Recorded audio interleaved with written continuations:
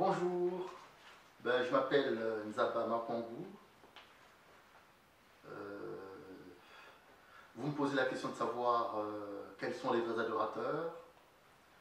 Moi, je n'ai pas de définition particulière à vous donner de ce point de vue-là, simplement parce que la Bible a déjà déterminé, la parole de Dieu a déjà déterminé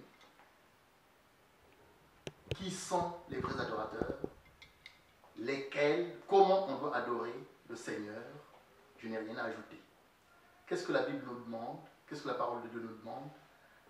Dans la parole de Dieu, les vrais adorateurs sont ceux qui marchent à l'image de Jésus-Christ. Alors, les vrais adorateurs ne sont pas toujours nécessairement ceux qui se disent les hommes de Dieu.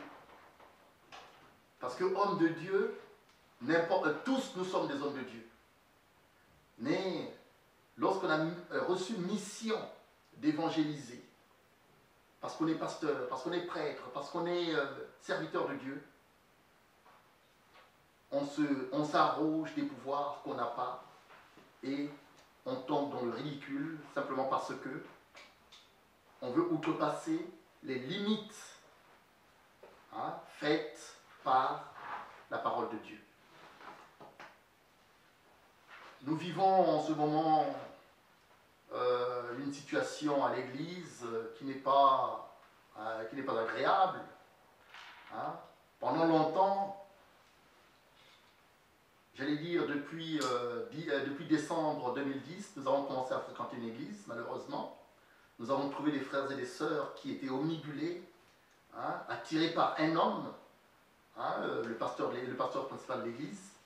Et malheureusement, au bout du compte, nous nous sommes rendus à l'évidence, avec ses frères, bien entendu, et ses sœurs, que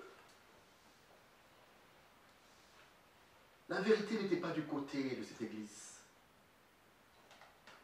Qu'on avait traité les fidèles pendant longtemps comme étant des moins à rien. Pendant 16 ans pour d'autres et pendant 10 ans pour certains, ils sont allés dans cette église simplement parce qu'ils ont cru en un pasteur. Ils lui ont donné toute la confiance, malheureusement, au bout du compte, alors qu'ils étaient considérés comme, j'allais dire, des petits esclaves. La vérité est venue les rattraper et ils se sont rendus compte, malheureusement, à ce jour, que ce monsieur n'était qu'un escroc.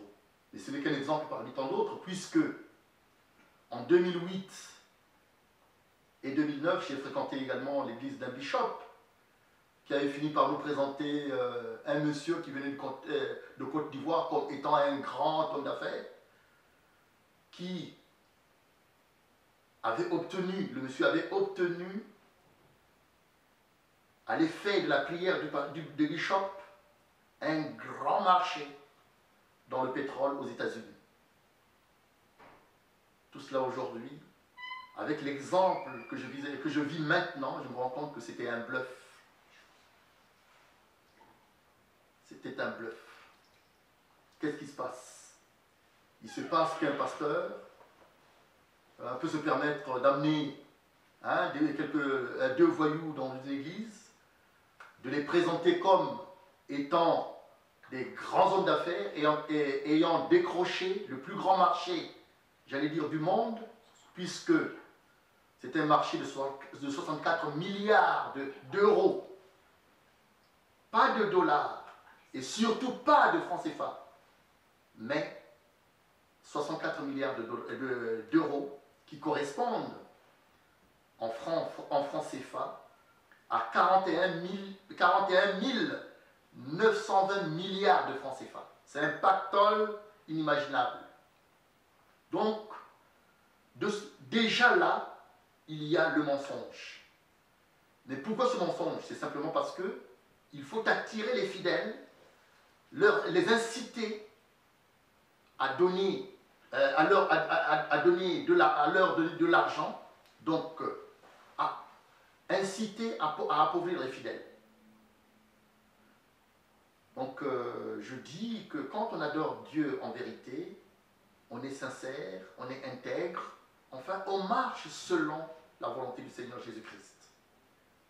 Donc quand on rencontre des hommes de Dieu qui font la morale tous les jours à des fidèles parfois plus rassurants qu'eux-mêmes, on est inquiet de constater que la parole de Dieu finalement elle est divisée maladroitement par des gens cupides, par des gens sans foi ni loi, par des gens qui ne méritent pas le trône qu'ils se donnent.